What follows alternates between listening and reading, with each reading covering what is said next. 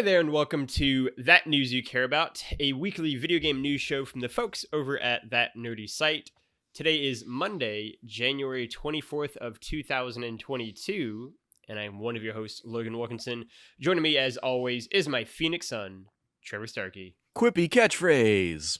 Boom, boom, boom. Yes, quippy catchphrase indeed. Trevor. Yeah.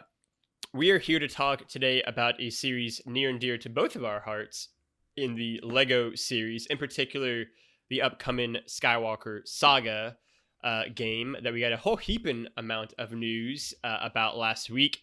This is going to kind of be a bit of a free-form conversation as we kind of talk about what we're excited for in the game, what we're excited for in kind of the LEGO series in general, and then also kind of going over some of the allegations that have come out in terms of the studio's crunch culture over at TT Games. I particularly am pulling from the Polygon feature article by Jack Yarwood. Mm-hmm. I think we'll start with the good, maybe, and then kind of go to the crunch after that. Trevor, what are you excited about for Skywalker Saga? I mean, I'm excited to finally play it. I was looking through. I've had this on pre-order since September 18th of 2020. Basically, I ordered this alongside Spider-Man Miles Morales for PS5, Demon's Souls for PS5, Sackboy: A Big Adventure for PS5, and Assassin's Creed Valhalla for PS5. Basically, it was that first flurry of I've got secured that I'm going to have a PlayStation 5, so let me go ahead and order, the games I'm going to want to play on Best Buy, and that is the one game that is still very outstanding, obviously.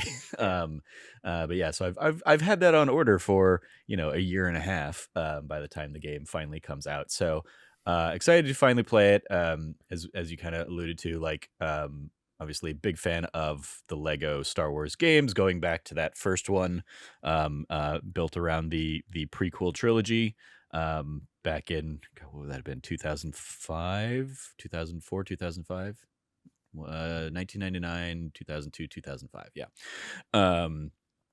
So yeah, that first one came out basically right before Episode 3 launched, and was just such joyous and charming fun. And then that basically started this modern era of TT Games. The original trilogy, kind of as the sequel, was an extra bit of fun, and then they went off into every other franchise they could for a long time. And then when they came back with Force Awakens, there was definitely a bitterness to the idea that the other games had been built around an entire trilogy, and they were making this one around a single movie. How is that going to work? And then just didn't even follow up with that, doing Last Jedi and then Rise of Skywalker, and the story on crunch culture. I'm actually quite glad that they didn't try and do those as well, because they were also still doing all the other games that they've been working on in that time period. So this will be the first time getting to play through some of those big moments from Last Jedi, and I'm very curious to see what they do with Rise of Skywalker, just because of the I think much maligned resentment towards choices in that. I hope they make as much fun of Palpatine being back as everybody else did. God, I hope so much. So yeah, I'll be very curious to see kind of how that ultimately finally plays out. And just because obviously it's almost like it was coordinated that they released the gameplay thing basically right at the same time that the Polygon kind of expose went live, to maybe try and mitigate some of the bad press that was going to go on.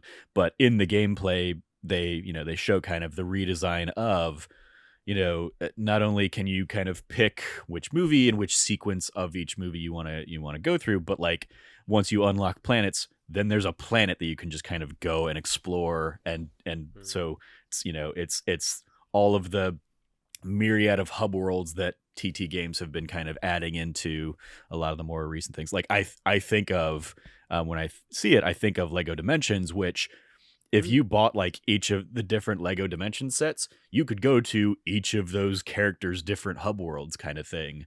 Yeah. And so you could go to the Wizard of Oz land, or you could go to the Doctor Who land, or you could go to the Simpsons like land. And they weren't just levels, they were like big open areas where you could get quests and you could go find collectibles within those hub worlds in addition to the levels. So I think I'm worried because I've platinumed so many of these games that there's going to just be so much to do that this will probably be like one of my most played games of this year, just to try and collect everything and do everything. Yeah, for sure. As I will, think so too. doubtlessly want to do.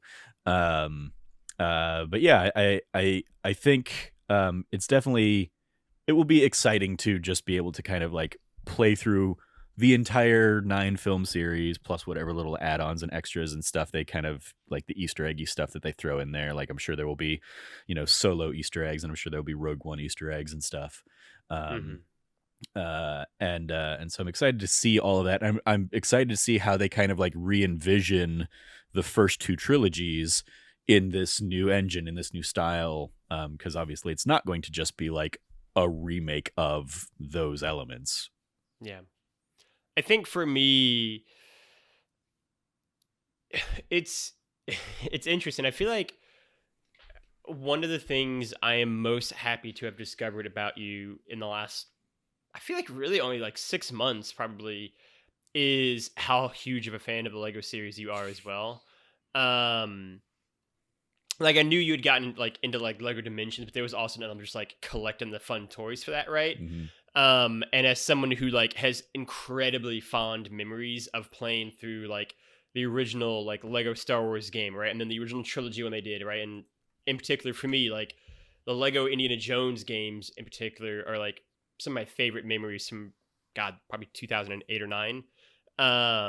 Like I'm so happy to find someone who also gets it. Mm-hmm. Yeah, like those games are great and they're special, and I think it's funny to have this conversation, just peek behind the curtain, right after we had our conversation last night about going to Disneyland and going to Galaxy's Edge, because I think that the Lego Star Wars games in a lot of ways are some of the best video games at just capturing like the spirit of what Star Wars is and all of its like goofiness and silliness and like being very like self-parodying and kind of the homages they would do and the references and the tongue-in-cheek nature of it. Like their games are so clever and smart, and they understand that world, and you do kind of get lost and like lose out of the fact that, oh, I'm playing just like a 3D Lego mod, like that's all I'm doing here, and just reenacting scenes. But like it's done so well.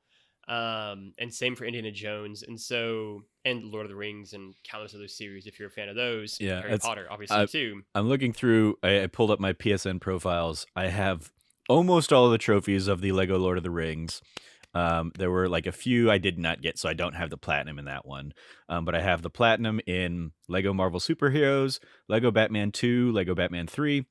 There wasn't a platinum for the first Lego Batman. It was one of those PS3 games that just did not have a platinum, it didn't have trophies, I don't think. Lego Jurassic World, I have the platinum in. Lego Marvel's Avengers, Lego Force Awakens, Lego Dimensions, Lego Harry Potter years 1 through 4. Ah, crap! Stop! Shush! Stupid ad on PS profiles. Lego Harry Potter collection years 5 through 7, and Lego Marvel Superheroes 2. I have the platinum in all of those.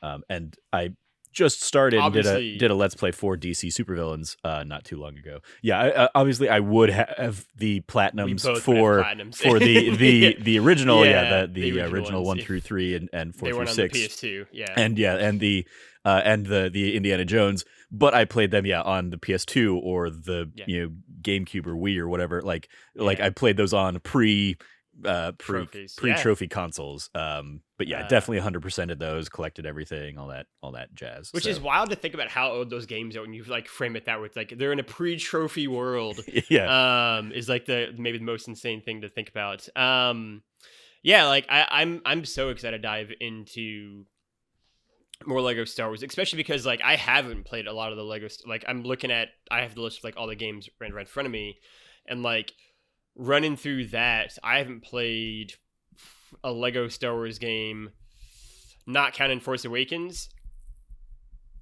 probably since Harry Potter years 1 through 4, and that was 2010. Like I never got into Lego Dimensions. I sort of wish I had, because it was such a great like moment. I feel like when everyone was kind of in it together, but like I haven't played a Lego game apart from Force Awakens basically in a decade. And so like I'm so excited to just like sink a bunch of time into that series and into these games. And yeah, maybe I will or won't play Rise of Skywalker's episode. Who knows?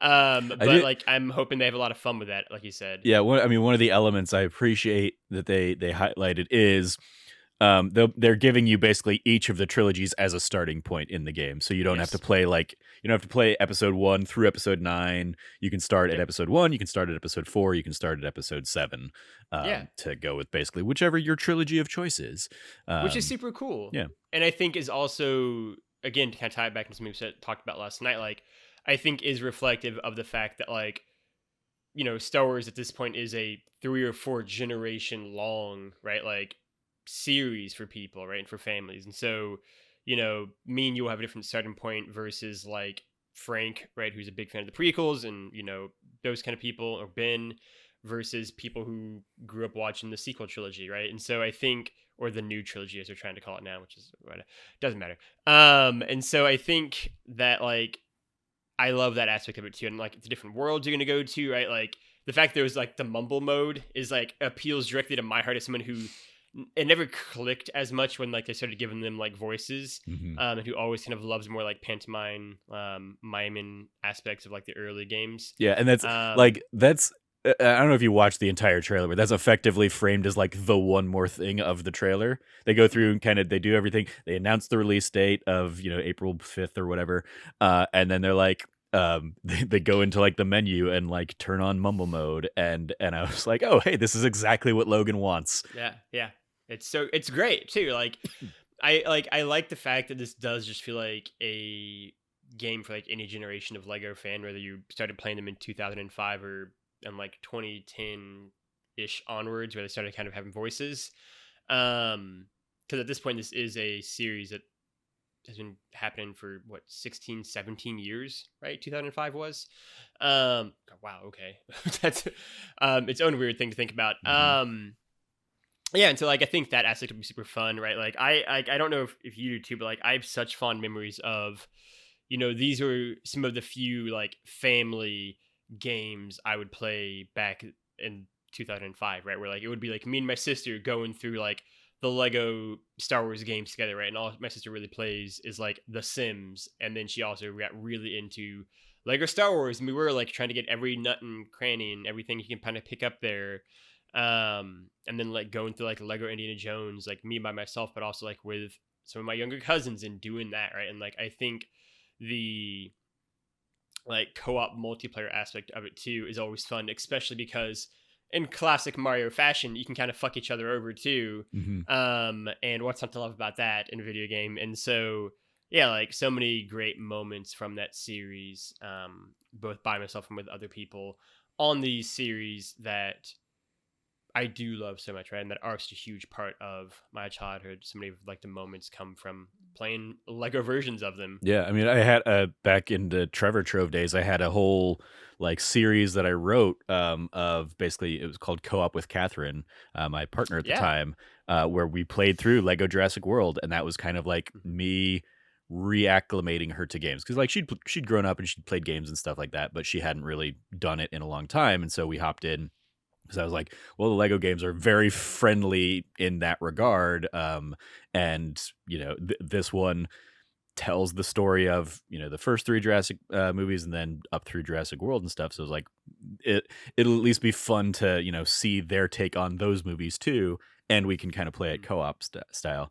It did also introduce one of the you know, big issues that these games have for trophy hunters who want to play co-op, is that historically only like the player 1 gets the trophies for things, which is, you know, aggravating and frustrating. So maybe hopefully they fix that this time around. Who knows? I would hope. Doesn't ultimately like matter for me, because I won't be playing this one co-op or anything, but it is definitely one of those like she like when she didn't get trophies, I was like, oh, I'm mad on your behalf that you're not getting like this little like achievement, bit of Yeah. dopamine or whatever. But yeah, the Uh, co-op aspect of them is certainly always a delight yeah. when you get to experience it that way. Yeah, 100%. Um, yeah, I mean, is there anything else in Skywalker Saga in particular that you're excited for in this Lego game? I'm excited again. Like I'm very excited for like the stuff that they include outside of like the core. So because Mm, obviously one of the most celebrated elements of these is how much fan service they put into these games. yeah.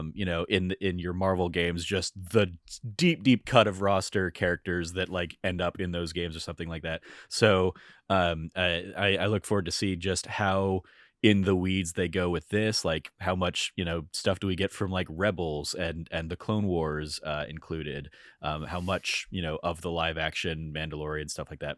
They have kind of already, I think, teased that there are going to be like DLC packs for Mm, the Mandalorian Pack 1, Mandalorian Pack 2, Rogue One, A Star Wars Story, classic characters, Solo, A Star Wars Story, and Star Wars The Bad Batch. So like they're definitely like incorporating a lot of the like newer stuff into it anyway. But whether that's, I mean, that appears to just be like character collection stuff, whereas in the past it's been like, here's an extra level that's going to tell kind of a mini story off of those things. So I'll be curious to see what kind of little additions they have of that kind of stuff, or if that's just all baked into the game and mm. you can just kind of uncover those things on the different planets that you go to. Yeah. I Like I there's even think an element of me like I wonder if Batu will be a planet in the game that you can go to, and you basically show up and it's the Galaxy's Edge, like if it looks like Galaxy's Edge kind of thing ooh. at Disneyland. That'd be a really cool. That'd be a really cool like fan servicey kind of element to it, and like all the shops. That'd be really. I like that idea a lot. Sure. Now you have me hooked on that. Hmm. As like a cool thing. Yeah, I think you kind of took what I was going to say too, and then made it better with adding the Galaxy's Edge aspect to it. In terms of kind of the last thing I'm excited for. Yeah, and I'm just excited to replay, you know, those old episodes again, in addition to getting the new things and seeing what their take on Last Jedi will be and what their take on Rise of Skywalker to be, and how I think they'll probably poke fun at both elements of that, right? Like what they potentially can do for Kylo Ren's like kill him speech, yeah, at the end, Yeah. just like fire. Or I mean, like Um, Luke throwing the lightsaber over his shoulder already oh my feels like a gosh, Lego moment. So yeah. what are they going to do Just with him that? chucking a bunch of different things over Exactly. his Yeah. shoulder, probably. Yeah, it's Yeah. gonna be There'll so be, good. there'll Like, be like yeah, a chicken leg that he throws over his shoulder. Yeah, just all sorts of like him other like like a getting the milk wrench. from like Yeah. the creature. Yeah. I'm sure it can be something fun as well. Yeah, like that's a great thing. Is that like what those games do? I think in terms of really leaning into the humor of the series and finding kind of the absurdity of these things, but like in a very loving way. Yeah, I'm really excited to see. Or even Um, on Canto Blight when they hear the rumbling outside, I wonder if they'll do the thing that we all thought and like they'll have like a pod race going on, but and then like oh not really a pod race. It's the horse things or whatever running around the yeah. track.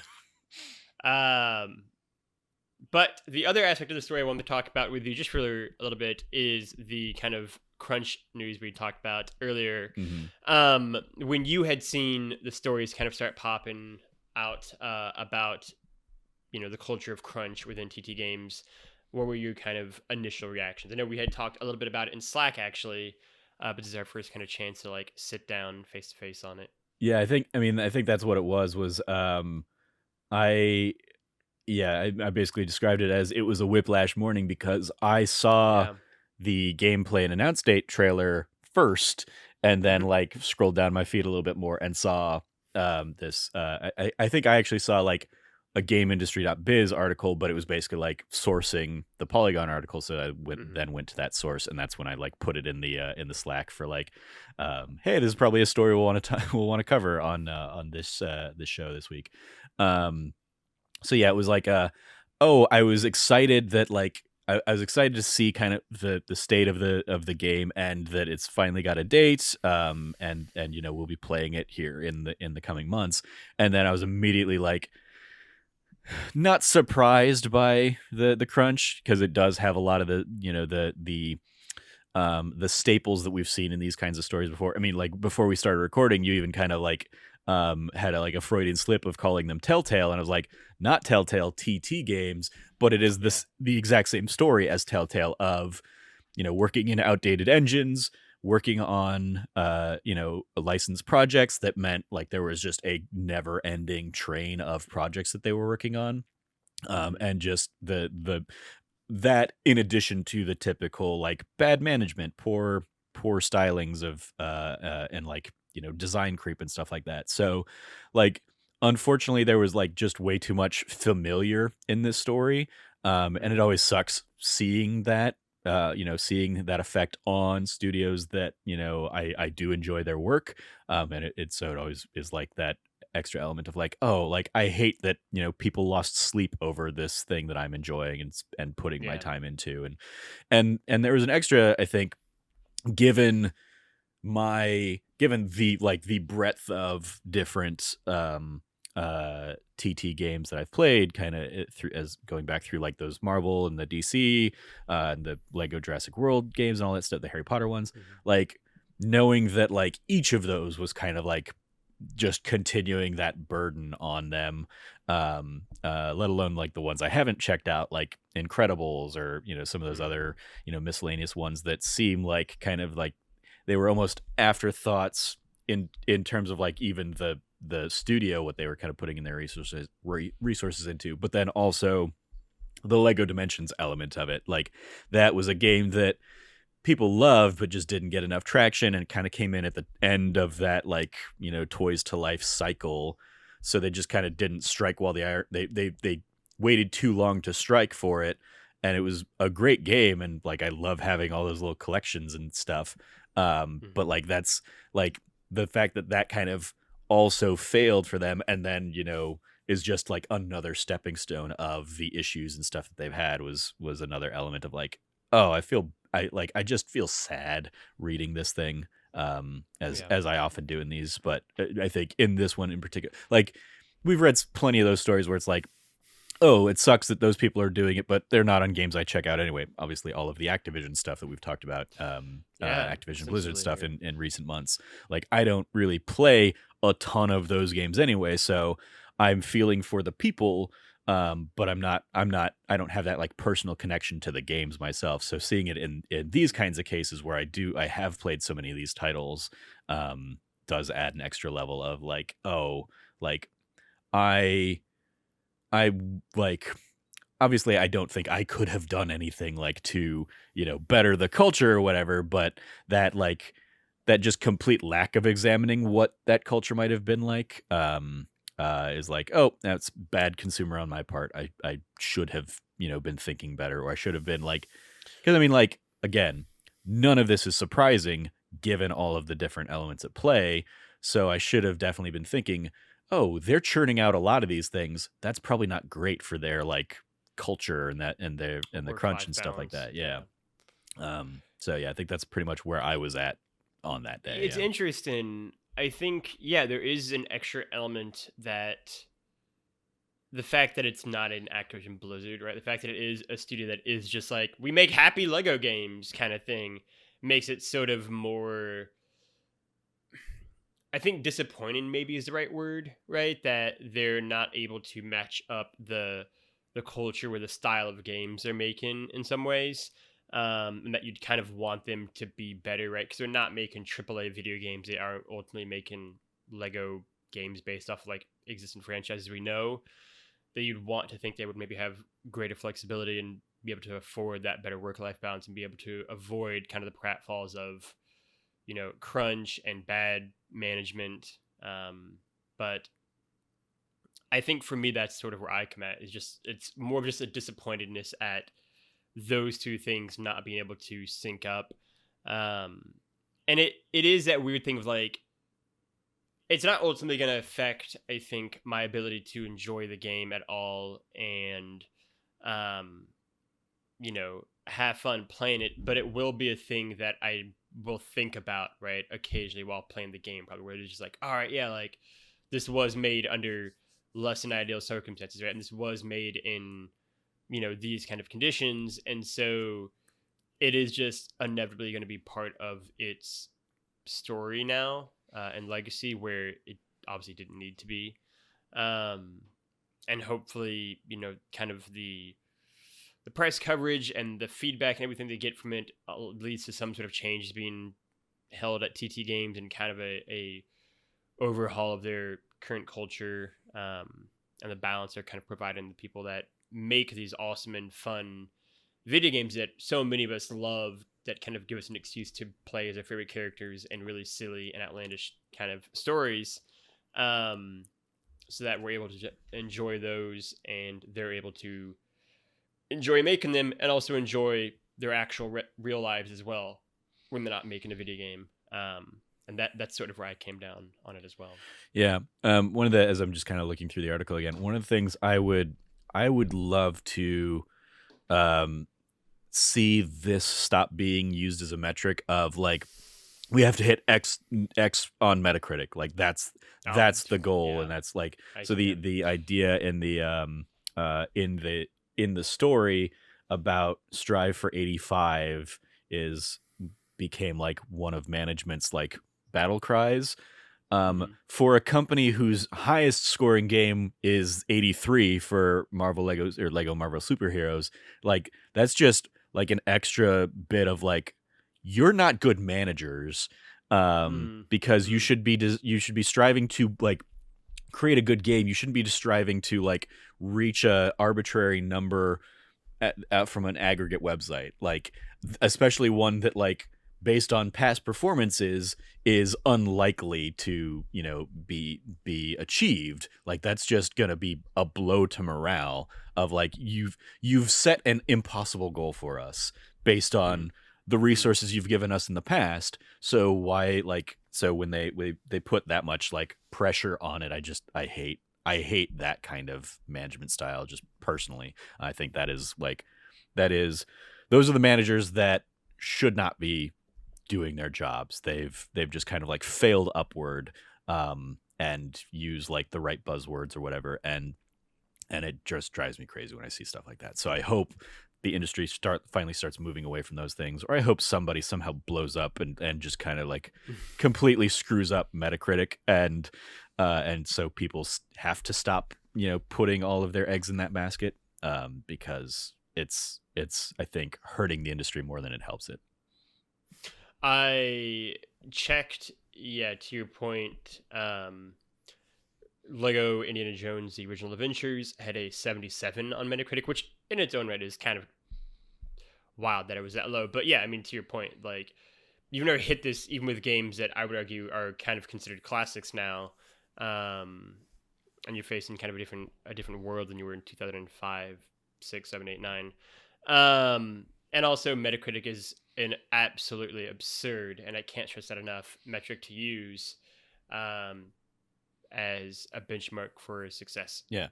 Don't judge your success based on like legitimately subjective ideas. Like, set sales targets, fine, but don't be like, we have to get an 8.5 from IGN.com, from X number of editors around the world, to make this a viable, like a successful project. I hate too many things get like completely subjective things thrown out there as like objective measures. It's like, that's not, no, you're taking a number which is not really indicative of anything. Stop it.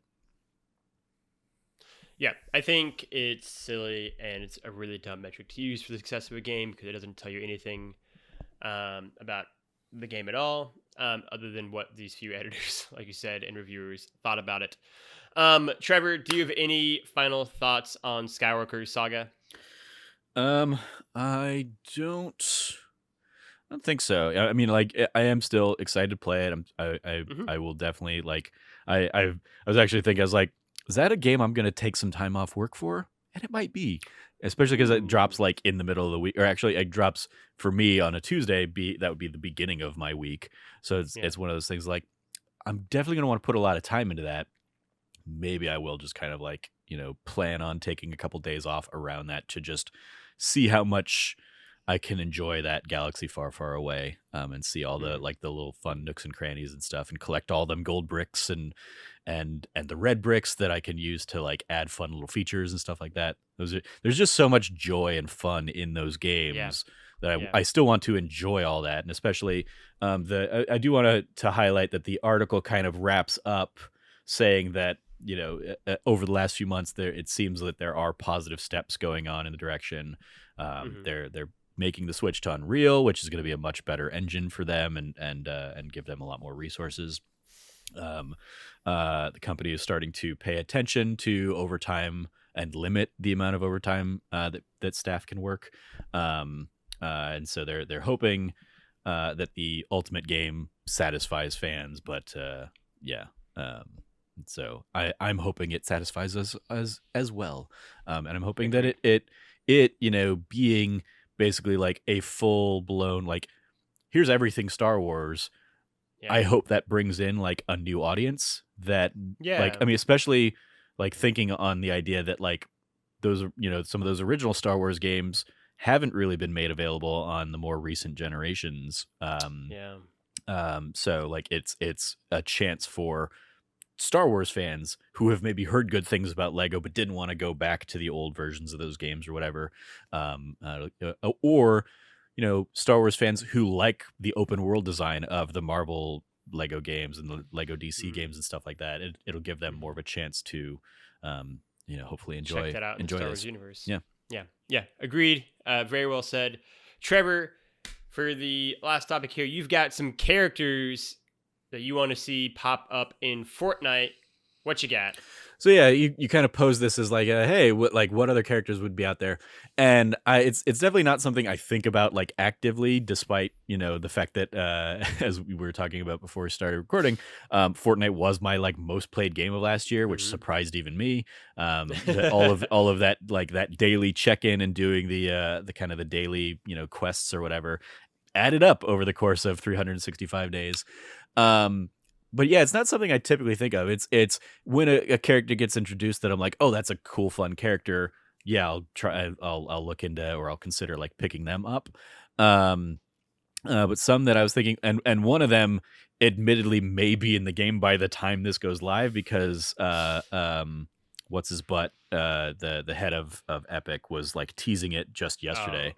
Oh, yeah. um uh uh they put out the Back to the Future to be continued, and so Mhm. the idea that like, oh, Marty McFly would definitely be a fun character to like have in Fortnite, like Yeah. especially if it's like a hoverboard as your either your back bling or your glider, or the DeLorean as a glider that just kind of like you Mm. can kind of grab onto and fly in Hops on. into, yeah.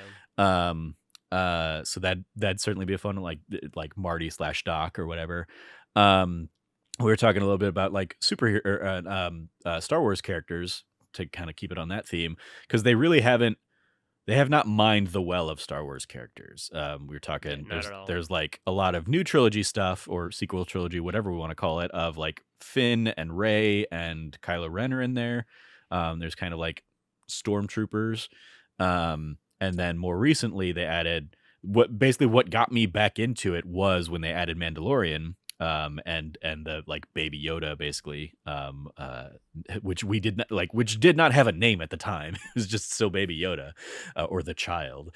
Yeah, that like when they added that in as a reward for the season a couple years back, like that was what got me back into the game. And then most recently they just added Boba Fett into the game, and I was like, yeah, I'll go ahead and pick up like that bundle.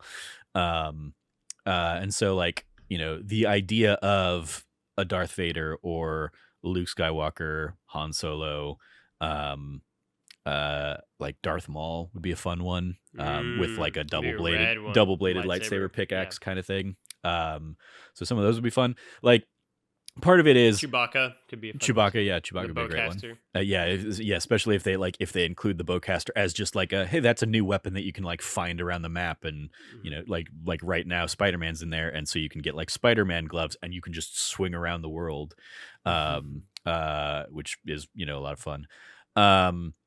I missed basically I came in basically right after I think the Marvel season, where you had like Wolverine, and a whole bunch of those characters.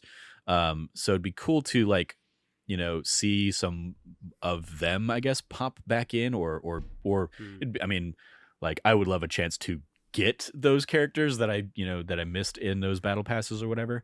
Because they've been doing a lot of like DC characters recently.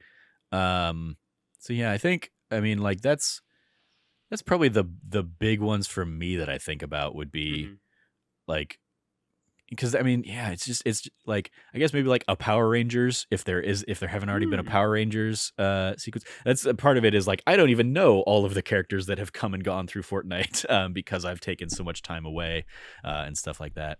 Trying to think if there are any other big like crazy fun franchises that could mix in there. Are there anything like, obviously you're not the kind of person that's gonna like ever pick it up, but are there any characters like you would love to see in Fortnite? Is Drake in Fortnite? Is sort of where Nathan Drake? Oh, no. They put Aloy in there. They put Kratos in there. So yeah, Nathan Drake could be a fun one. And that's I mean, with Uncharted right around the corner. I mean, Yeah. they already had they put Tom Holland Spider-Man in there. They could absolutely put Tom Holland as Drake in there. Yeah, but yeah, they got Lara Croft in there from Tomb Raider. So yeah, they definitely leaned into like a whole bunch of like video game crossover characters. Master Chief's in there. Get Mario in there. It's like, I mean, that's a couple like I don't ever expect to see Mario in there. I don't ever expect to see like Disney proper characters in there. Like you're never going to see Mickey running around with an assault rifle on the island. No. So I think that's where some of those limiting factors come in on, and like because in that Mandalorian season, that was where you had I think that was where Kratos was introduced as well, and like Master Chief was in there, and it was basically like like they're getting like Smash levels of crossover in this thing. So how cool would it be in a season about bounty hunters to have Samus in there? And it was like, you guys are forgetting the Nintendo factor of they don't want like, yeah, sure. It was the kind of thing like if the Fortnite characters had ever been made a character in Smash, I would have been much more inclined to see that as like a two-way street. But I think they're still probably pretty much like, well, we want to kind of keep our family friendly thing. And while Fortnite is obviously like mostly played by children, they don't want to necessarily get into like having their mascots running around shooting stuff with guns, which is fair. Admittedly. I wonder if because I don't think they can. I think the proportions would just be too weird if they tried to do a Sonic. But part of me is wondering if they'll try and get like a Jim Carrey, Dr. Robotnik in there for the new Sonic movie, as like a crossover on that front. That'd be fun. Yeah, it's just interesting to see kind of what crossovers and what characters they decide they want to throw into the mix. And for me, it's just kind of like, I like being surprised. I like it when a character pops up that I wasn't expecting to pop up in the store. Yeah. Whether or not I buy them or not, it's just going to be fun to like, yep. I mean, like, most recently, like, it's weird that Superman is out there shooting me, or shooting me as Clark Kent, or I'm shooting other people as Clark Kent or Superman. But it's still a fun time. So yeah, it's an interesting mix of characters that they end up doing in the Fortnite realm. Agreed. I mean, yeah, but like on the Nathan Drake side of things, maybe a Joel and Ellie for when the Last of Us series comes out. That could be another fun crossover. They end up doing that, just Joel the baseball. But I mean, right now I fully expect Star Wars. The Star Wars ones were great. Star Wars ones are great. I fully expect a Back to the Future one being imminent, which again just may be out there by the time this goes live. Who knows? Sure. Who's that? Tim Sweeney? Is that the Epic guy? I think that's right. Yeah, Tim Sweeney. No, that's wrong Twitter account that I just checked. Yeah, I don't know. But yeah, I feel like they teased a Back to the Future thing very deliberately. So Yes, Tim seems Sweeney is the CEO of Epic. yeah, it seems pretty likely that that's going to be a an incoming kind of like right around the corner thing. So we'll see. Agreed. We will see. Until then, though, that's the show. I hope you like what you heard. If you did, you can go over to youtube.com/thatnerdysite, hit the like and subscribe button. You might already be there watching the video version that goes live every Wednesday at 9 a.m. Mountain Time. So hit the like button there and subscribe. Leave a comment. Tell us what you think would be fun Fortnite characters to add into the game that aren't there yet. Tell us if these characters we named are already in the game. That also would be nice. Otherwise, you can go over to the podcast service of your choice around the globe and like and subscribe there. Rate and review us on iTunes. Give us 5 stars. It helps bump us up and get more eyes and ears on the shows. Otherwise, you can go over to thatnerdysite.com and check out all of our latest reviews, features, podcasts that go live over there. Finally, you can go find Trevor Starkey at Trevor J. Starkey on the internet. Trev, anything that you want to plug or shout out? I want to give a big old shout out to this week's That Nerdy Site show. You mentioned it earlier in the episode. It is you, me, Cam, and Frank all talking about our trip to Disneyland a couple weeks back. Yes. It was just a fun. I mean, it was an amazing fun trip in itself. Yes. But then just kind of reminiscing and talking about our favorite moments and all that stuff, and just kind of like recapping it. Basically, was just a fun, joyous time. So go check out that episode of That Nerdy Site show. Agreed. It was a fantastic time, if I say so myself, reminiscing over something that had just happened. You can go find me at LeftyLogie, at LeftyLoggy, LOGGY on the internet. I will echo Trevor's shout out. Again, go watch this most recent episode of That Nerdy Site show. It's a long one, but it's a fun one. As we kind of reminisce over our couple days out at Disneyland and California Adventure for myself, Frank, Trevor, and Cam. Trevor's got an update. Donald Mustard is who I was thinking of. Behind Fortnite. Yeah, Tim Sweeney is the person behind Epic, but Donald Mustard there, as the chief creative officer for Epic Games, tweeted out kind of the Back to the Future thing, the to be continued GIF. So leading credence to the idea that might be imminent. Well, there you go. Again, you can go find me. I will give a shout out to that episode as well. It was a great time, I think, both on the trip itself and then get in talk with everyone about it as well in a more fleshed out manner. Finally, you can go find That Nerdy Site at That Nerdy Site all across the internet. For myself, for Trevor, for all of us here at That Nerdy Site, play your games and be good to each other.